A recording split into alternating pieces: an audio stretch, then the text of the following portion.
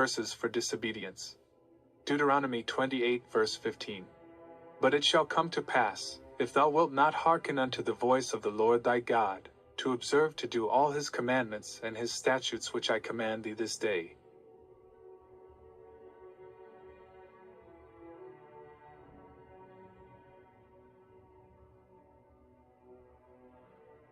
that all these curses shall come upon thee, and overtake thee.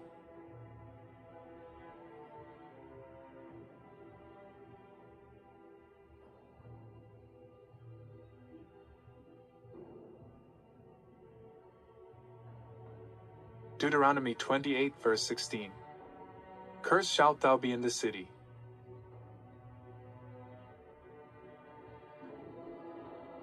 and cursed shalt thou be in the field.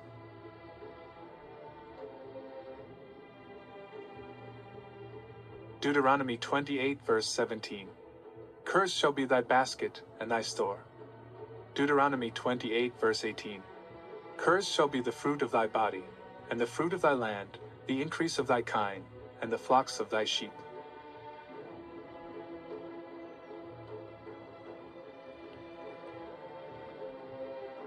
Deuteronomy 28 verse 19. Cursed shalt thou be when thou comest in, and cursed shalt thou be when thou goest out.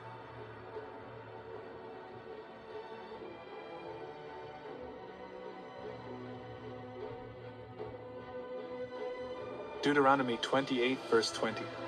The Lord shall send upon thee cursing, vexation, and rebuke, in all that thou settest thine hand unto for to do, until thou be destroyed, and until thou perish quickly, because of the wickedness of thy doings, whereby thou hast forsaken me.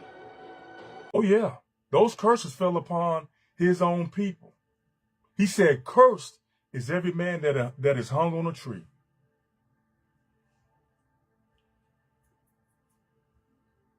Now, we all know there's only one people through spans of time in this world that were being hung on trees. Who are those people? Those black bodies swinging on trees. Who are those people? He said, cursed is every man that hang on a tree. Because he was hung, we gonna be hung. Because he was beaten, we gonna be beaten. Unrighteously. Our generation after generations being destroyed and killed by law enforcement.